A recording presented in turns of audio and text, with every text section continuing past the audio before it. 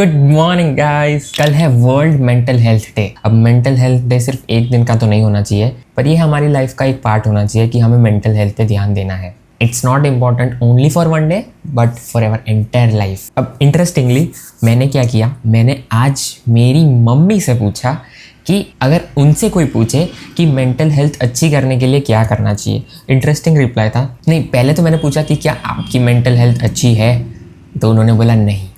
मैंने बोला क्यों नहीं, तो शी सेड कि काफ़ी सारे थॉट्स आते रहते हैं जिसकी वजह से माइंड को हमेशा बिजी रखना पड़ता है। तो नेक्स्ट क्वेश्चन मेरा ये था कि अगर आपसे कोई पूछे कि मेंटल हेल्थ को कैसे अच्छे करना चाहिए, कैसे अच्छी करना चाहिए, कैसे इम्प्रूव करना चाहिए, तो उन्होंने बताया कि माइंड को अकेला मत रखो, उसको बिजी रखो, या तो घूमने चले जाओ या तो कोई काम करो। मैंने फिर पूछा कि कभी ना कभी तो हमें माइंड को आराम देना ही पड़ेगा, राइट? क्योंकि हम अगर पूरा दिन काम करते रहेंगे, पूरा दिन घूमते रहेंगे, तो अपनी मेंटल रिसोर्सेज, मेंटल एनर्जी तो यूज़ होती है, वो तो थक जाएगी। तो फिर क्या करेंगे? तभी तो आराम करना पड़ेगा, तभी तो अकेले रहना पड़ेगा, तब तो माइंड को अकेला रखना पड़ेगा। फिर मम्मी ने बोला कि माइंड कभी नहीं थकता, हमारी आंखें थक जाती है। माइंड तो हम उतना यूज़ भी नहीं करते जितना करना चाहिए, सिर्फ 1/4 ऑफ द पार्ट हम यूज़ करते हैं। पर फिर मैंने बोला कि चलो 1/4 यूज़ करते हैं, बट एक दिन या फिर रोज़ थोड़ा ज़्यादा करने लग गए फिर तो माइंड थक जाएगा ना। बोला कि नहीं, माइंड कभी नहीं थकता। फिर मैंने पूछा कि अगर कोई अकेला है तो क्या करना चाहिए, तो शी सेड कि टीवी चालू कर दो। आंसर सुन रहे हो? टीवी चालू कर दो। मैंने बोला कि अगर टीवी भी नहीं है, अगर वो कहीं बाहर है, अकेला है, तो क्या करेगा? बोला कि घूमने चले जाओ, सिंपल। फिर मैंने पूछा कि अगर आपको कोई ऐसी जगह छोड़ दिया जाए जहाँ पे कुछ भी नहीं है, no electricity, no mobile phone, no gadgets, कुछ भी नहीं, जस्ट आप और आपका दिमाग, तो क्या करोगे? तो शी सेड फिर तो मेरा दिमाग मेरे थॉट से ऑक्यूपाई हो जाएगा, मैं उससे बाहर निकल ही नहीं पाऊंगी। फिर मैंने पूछा तो उसके लिए क्या कर सकते हैं? फिर उन्होंने बताया कि उसके लिए फिर मेडिटेशन करना होगा, उसी रूम में, जहाँ रूम मतलब जहाँ पे अभी है वहाँ पे मेरे को मेडिटेशन स्टार्ट करना पड़ेगा। क्योंकि अगर मेडिटेशन करेंगे तो हमारा माइंड उतना नहीं भटकेगा, उतने थॉट्स के बारे में नहीं सोचेगा। ठीक है, देख रहे हो हाइपर फोकस से हम क्या सीख रहे हैं और एक्चुअल में क्या रियलिटी है। सेम क्वेश्चन आप भी आपके पेरेंट्स से पूछो। पेरेंट्स से इसलिए पूछना है क्योंकि उनको ज़्यादा एक्सपीरियंस है लाइफ का, है ना, तो वो बता पाएंगे कि मेंटल हेल्थ क्या उनकी अच्छी है, उसको कैसे अच्छे कर सकते हैं। जस्ट आंसर्स जानो, ठीक है? उन्होंने कोई बुक्स नहीं पढ़ी, कुछ भी नहीं पढ़ा, बट आंसर्स जानो। कितने इंटरेस्टिंग आंसर्स मिलेंगे। अगर पूछते हो तो कमेंट सेक्शन में ज़रूर बताना मेरे को। तो मेरे को इससे ये इंपॉर्टेंस पता चल रही है कि हम हाइपर फोकस पढ़ रहे हैं या कोई भी बुक पढ़ रहे हैं मेंटल हेल्थ अवेयरनेस के लिए, विच इज़ वेरी गुड। हमें अभी से पता चल रहा है कि मेंटल हेल्थ कितनी इम्पॉर्टेंट है, अभी भी और आगे जाके भी, राइट? हम अभी से अपना माइंड ट्रेन कर रहे हैं। हमें रियलाइज़ हो रहा है बहुत सारी चीज़ों में, बहुत सारी चीज़ों को लेकर, लाइफ में क्या प्रॉब्लम्स आ सकती है, लाइफ में कैसे लोग मिल सकते हैं, कैसा बिहेव करना है, कैसा रिएक्ट करना है, कैसा सोचना है ना? तो वो सब चीज़ हम अभी से सीख रहे हैं, जिसका इम्पोर्टेंस रियल लाइफ में कितना है वो आपको भी पता है। तो yes, we are already doing good. जो हम करते जाएंगे, सीखते जाएंगे और हमारे माइंड को ट्रेन करते जाएंगे, ठीक है? तो हमें सिर्फ कोई स्पेसिफिक डे को नहीं चूज़ करना कि यार आज हम मेंटल हेल्थ पे ध्यान देंगे। हमें इसको हैबिट बनानी है। जो हम ऑलरेडी हाइपर फोकस से बहुत कुछ सीखते आए हैं वही हमें बस इम्प्लीमेंट करना है। कोई भी चीज़ें हो गई, we should only focus on one thing. ये हमें माइंडफुलनेस प्रैक्टिस करने से ही आदत पड़ेगी, ठीक है? So this is how it is.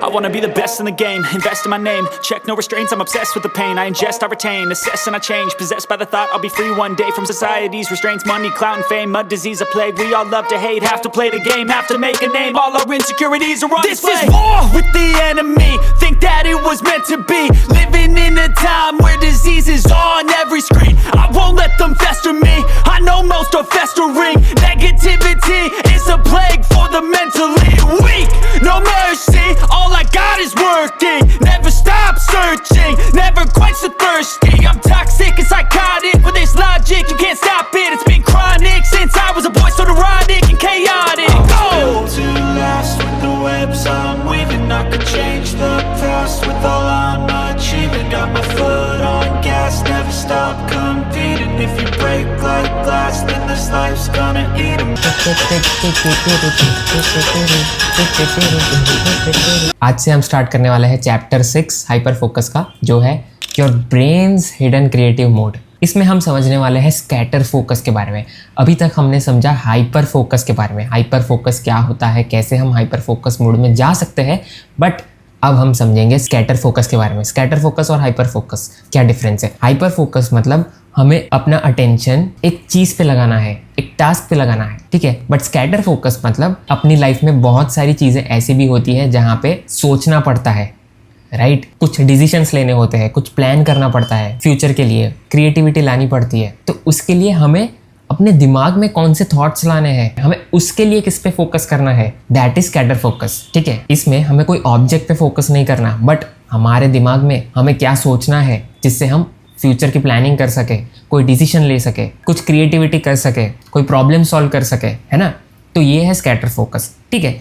तो ऑथर ने यहाँ पे ये बताया कि हमें अपने दिमाग को भी कभी कभी खुला छोड़ देना चाहिए, जिससे हमें ज़्यादा आइडियाज़ आएंगे। कोई प्रॉब्लम का सल्यूशन निकालना है तो हमें अपने माइंड को थोड़े टाइम के लिए खुला छोड़ना पड़ेगा, खुला छोड़ना पड़ेगा। क्यों? क्योंकि ऐसा होता है ना कि हम कोई प्रॉब्लम के रिलेटेड या कुछ प्लानिंग के रिलेटेड ज़्यादा सोचते हैं तो उस टाइम हमें उसका सल्यूशन नहीं मिलता। बट थोड़े टाइम बाद हमें, जब हमारा अटेंशनल स्पेस क्लियर हो चुका होता है, थोड़ी जगह बच जाती है, तो उसमें अचानक से हमें उस प्रॉब्लम का सल्यूशन मिल जाता है ना। फॉर एग्जाम्पल सॉफ्टवेयर इंजीनियर्स की बात ले ले, तो हम जब कोडिंग करते हैं, हम जब प्रॉब्लम्स के सल्यूशन निकालते हैं, कोई प्रॉब्लम को डीबग करते हैं, तो हो सकता है कि उस टाइम हमें उसका आंसर नहीं मिलता। बहुत ट्राई कर लिया पर उस टाइम उसका आंसर नहीं मिलता, और थोड़ी देर बाद हमें पता चल जाता है कि प्रॉब्लम कहाँ है, क्या कौन सा लॉजिक मेरे को फिक्स करना है, राइट। जिसकी वजह से फिर उसका सॉल्यूशन निकल आता है और सारे टेस्ट केसेस पास हो जाते हैं, है ना। ये एक एग्जांपल है, और भी बहुत सारे एग्जांपल है अपनी लाइफ में कि हमें कोई भी आइडिया लाना हो, है ना, कुछ सोचना हो। आपने भी ये एक्सपीरियंस किया ही होगा, मैंने भी किया है कि हमें उस टाइम पे आइडिया नहीं आता, बट थोड़ी देर बाद अचानक से प्रकट होता है ना। तो वो कैसे प्रकट होता है? हमारा अटेंशनल स्पेस खाली हो जाता है और हमारे सबकॉन्शियस माइंड में वो चीज़ रहती है कि हमें इस प्रॉब्लम का सल्यूशन निकालना है। तो सबकॉन्शियस माइंड हमेशा एक्टिव रहता है, जिसकी वजह से हम कॉन्शियसली कभी कभी उस चीज़ का आंसर नहीं निकाल पाते, पर अनकॉन्शियसली सबकॉन्शियस माइंड हमें उसका सल्यूशन देता है, राइट। तो इसलिए ऑथर ने बताया है कि scatter focus is very important to enhance creativity, to plan about our future, या तो हमें रिचार्ज होना हो। बस रिचार्ज किससे? कि हम पूरा दिन मेंटल एनर्जी यूज़ करके थक जाते हैं, तो उस टाइम हमें कुछ चीज़ों के आंसर्स नहीं मिलते, राइट। तो हमें खुद को रिचार्ज करना है, आराम करना है, रिलैक्स करना है, ताकि उस टाइम हमें उस प्रॉब्लम का सल्यूशन अचानक से मिल जाए। अचानक से मतलब हमारा सबकॉन्शियस माइंड हमें दे दे, राइट। चाहे वो हम चल रहे हैं या फिर कहीं घूमने गए हो या फिर किसी के साथ बात कर रहे हो और अचानक से कुछ आ जाता है, कुछ मतलब वो सल्यूशन आ जाता है ना। तो that is how it works. और सबसे इम्पॉर्टेंट बात, स्टडीज़ से पता चला है कि बहुत लोग स्कैटर फोकस मोड में जाना नहीं चाहते। क्यों? ये काफ़ी इंटरेस्टिंग लगा मेरे को कि इसके रिलेटेड कुछ स्टडीज़ की गई थी, जिसमें पार्टिसिपेंट्स को खुद के थॉट्स के साथ रख दिया था कुछ टाइम तक, कि जाओ आप अपने थॉट्स के साथ ही रहो, देखो क्या होता है। और कुछ लोगों को पैर में शॉक ट्रीटमेंट दी गई। तो उन पार्टिसिपेंट्स ने जिनको शॉक ट्रीटमेंट दी गई, उनको बोला गया कि अगर शॉक नहीं चाहिए तो आपको इसके पैसे देने पड़ेंगे, तो ही मैं शॉक नहीं दूंगा। तो पार्टिसिपेंट्स ने पैसे दे दिए, बट नेक्स्ट स्टेज में उनको भी अपने थॉट्स के साथ रख दिया गया कि जाओ आप लोगों को भी आपके थॉट्स के साथ रहना है, अगर नहीं रहना तो फिर शॉक खाना पड़ेगा, ठीक है। तो उस स्टेज में बस 15 मिनट के लिए पार्टिसिपेंट्स उनके खुद के थॉट्स के साथ रहे, बस 15 मिनट। और जो रिसर्चर्स थे वो लोग तैयार थे कि यार अगर कोई पार्टिसिपेंट को उनके खुद के थॉट्स के साथ नहीं रहना तो वो बाहर आ सकते हैं और उनको शॉक दिया जाएगा, ठीक है। तो पता चला कि 71% ऑफ मेन खुद से बोले कि यार मेरे को बाहर आना है और मेरे को शॉक दे दो, चलेगा। और 26% ऑफ वुमेन, इन्होंने खुद से बोला कि यार मेरे को शॉक दे दो, मेरे को मेरे खुद के थॉट्स के साथ नहीं रहना। और इसी से ये पता चला कि बहुत सारे लोग अपने खुद के थॉट्स के साथ नहीं रहना चाहते, इसलिए वो कुछ ना कुछ चीज़ें ढूंढते रहते हैं जिससे उनका माइंड डिविएट हो जाए। मतलब अगर कुछ सोच रहा है तो डिविएट हो जाए और उस चीज़ में फोकस करना लग जाए। और वो चीज़ क्या है? ऑफ कोर्स जो प्लेजर वाली चीज़ें हैं ना, जिसमें ज़्यादा मज़ा आता है। फॉर एग्जांपल फ़ोन यूज़ करना हो गया, या फिर और कोई भी एक्टिविटी हो गई या कोई भी टास्क हो गया जिसमें उनको मज़ा आ रहा है। जिसका मतलब है कि हम लोग में से काफ़ी लोग अपने खुद के थॉट्स के साथ नहीं रहते, इवन इफ दैट बेनिफिट्स अस मोर। अब ये इसलिए नहीं रहते क्योंकि जैसे मैंने पहले वीडियोस में बताया था, जो बहुत पहले के ज़माने में लोग थे वो क्या करते थे, बस सर्वाइवल पे जीते थे, रिप्रोडक्शन पे जीते थे। उस वक्त लाइफ में बस यही था, आज शेर आ गया तो उससे बचना है, खाना मिल गया तो वो खाना है, जो खाना मिल गया वो खाना है बस, क्योंकि नेक्स्ट डे के लिए सर्वाइव करना है, राइट। तो वैसे ही हमारा ब्रेन ट्रेन होते आया है और अभी भी हम क्या करते हैं, सर्वाइवल पे जीते हैं, that is seeking pleasure. Pleasure ढूंढते हैं, थ्रेट्स के बारे में सोचते हैं। ऐसा नहीं सोचते कि शेर आ जाएगा तो क्या करेंगे, कैसे सर्वाइव करेंगे, बट हमारे पास्ट एक्सपीरियंस से ही बहुत सारे थ्रेट्स हैं जो हम कई सारी चीज़ों में ढूंढते हैं। फॉर एग्जाम्पल, जो मैंने भी देखा है कि मेरा एक दोस्त था जो ड्राइविंग सीख रहा था, ठीक है, बट कोई दिन ऐसा हो गया जिसकी वजह से उसकी गाड़ी ठुक गई। नई गाड़ी थी तो क्या हुआ, उसने नहीं ठोकी थी, उसका कोई फॉल्ट नहीं था, सामने वाला बहुत स्पीड में आ रहा था जिसकी वजह से ऐसा हुआ, ठीक है, बट गाड़ी नहीं थी और उसकी गाड़ी नहीं थी, उसके पेरेंट्स की गाड़ी थी, ठीक है।